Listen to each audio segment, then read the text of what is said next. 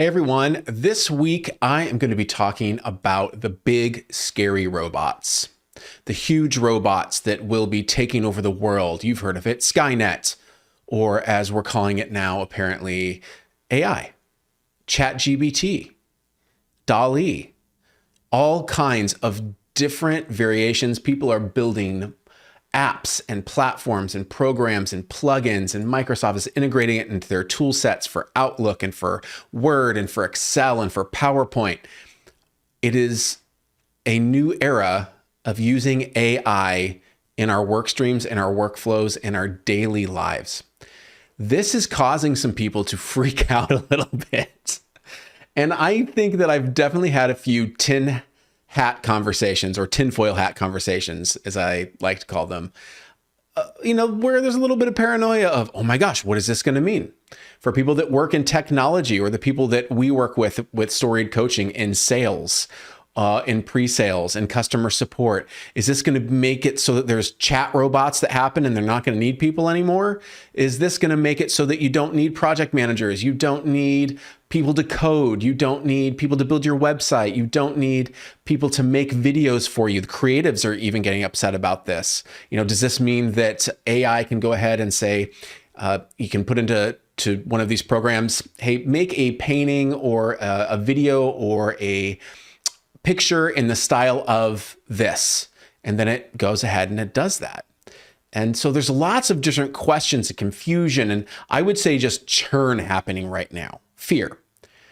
And I would like us to take a moment and remember what it was like for those of us that were alive then in the 90s when the internet started to catch on. This new revolution that all the crazy kids are using. It's called internet. Apparently, Gore invented it, Vice President Gore at the time, which, as we found out, was a bit of an overstatement.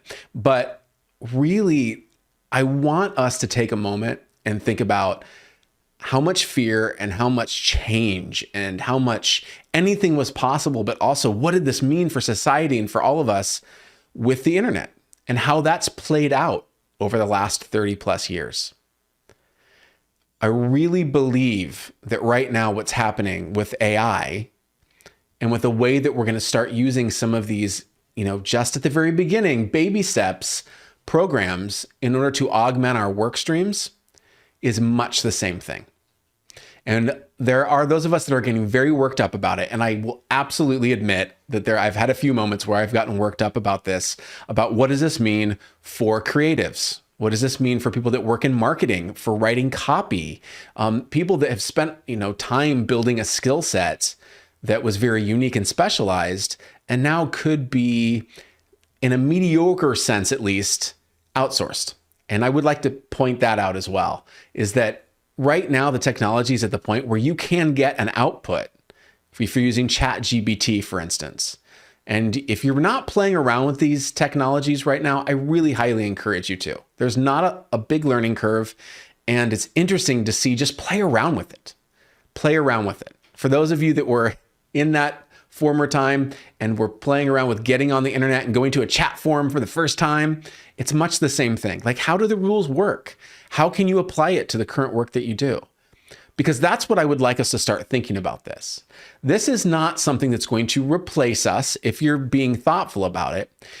Think about how ChatGPT or DALL-E, or there's even one called video.ai, VIDYO, that I've been experimenting with, that takes a long form video and then selects segments of it. And then you can have the output be in Instagram format or Facebook post format or LinkedIn post format, lots of different ways that you can do it.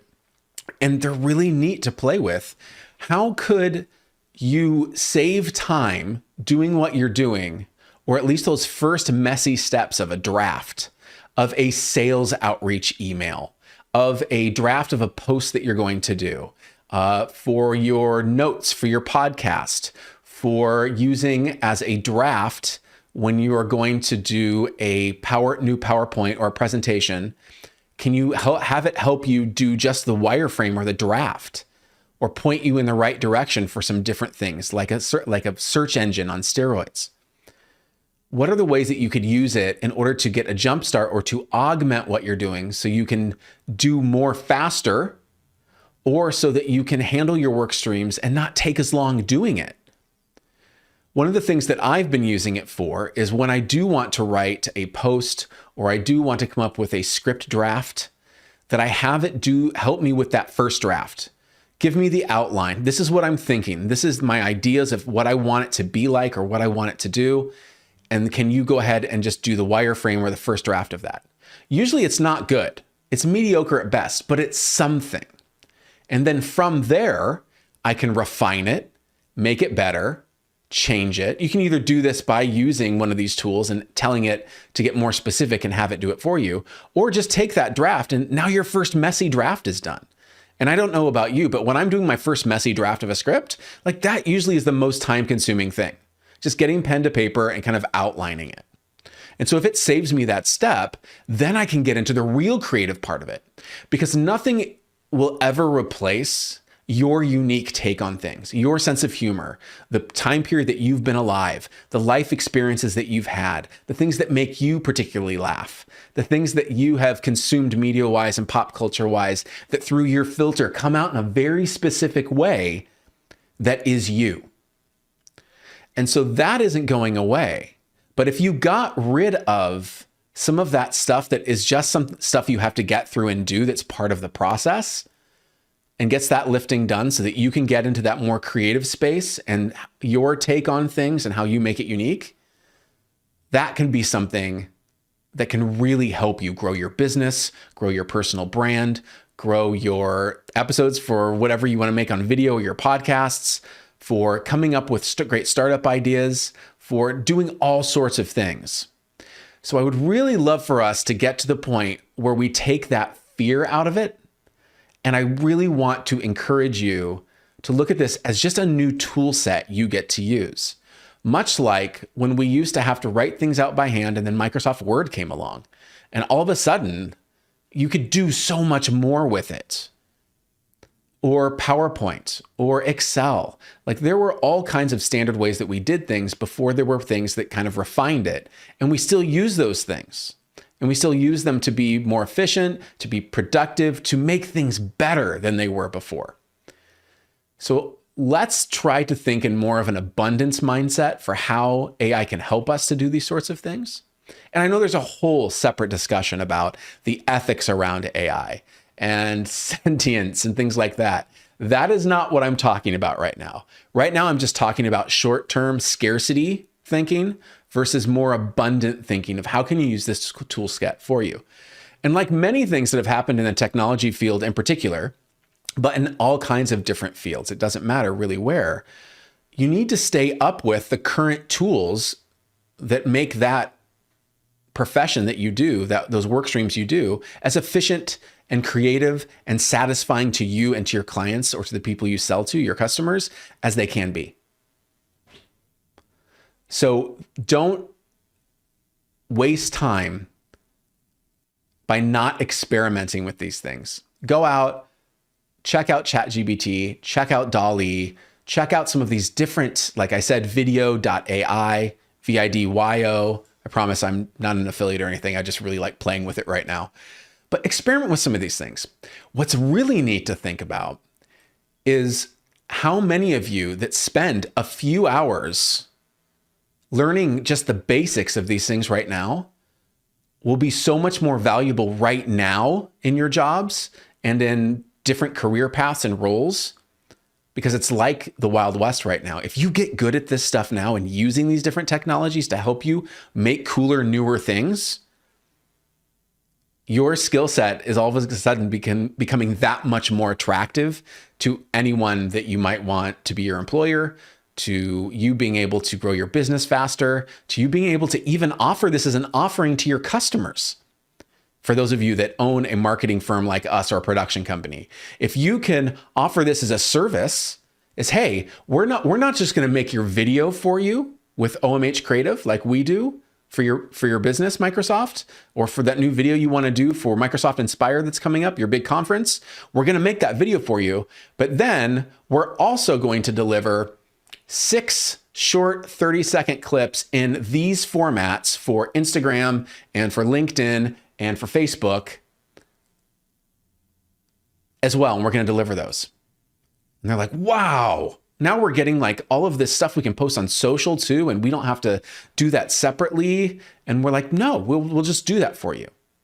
Because of the fact that I can literally go on and have my team using some of these AI tools to import the long form video, to output those different things. And it takes us like less than an hour, but it adds so much more value for our customers and our clients. So those of you that are entrepreneurial, what are ways that you could use some of these tools that are out there right now? Do a little bit of research, have fun doing it. And how could you add it onto one of your current offerings or to a brand new offering that you could offer your customers right now? Because it's literally just lying there on the ground, ready for you to pick up right now. So I hope this is firing some of you up about some of the things you might be able to learn about. Have fun doing it. I think that this is a really exciting time to be an entrepreneur and to be a business owner in any field that you're in, and to think about the different ways that you might be able to apply some of these different AI tools in order to grow something, make something better that you already have, make something that doesn't already exist. Even think about some things that if they were automated or there was a cool way to do it, could you invent one of these apps and do it? Or pair up with someone and collaborate with someone to do that. It's exciting times right now. So those of you that are out there listening to this right now, think about this in an abundance mindset, that these are just tools to be used. They're wrenches, they're screwdrivers, they're hammers. They are not inherently good or bad. They just are. But deciding to be scared of them and not learn about them and how to use them right now, I guarantee you your competitors are and other people around you are. Don't let that fear keep you from learning about something cool and new that might change your life or change your business. All right, my friends, I will talk to you next week. This was partial rant, partial inspirational talk today, but I hope it was helpful to you. Have a great week. I'll talk to you soon.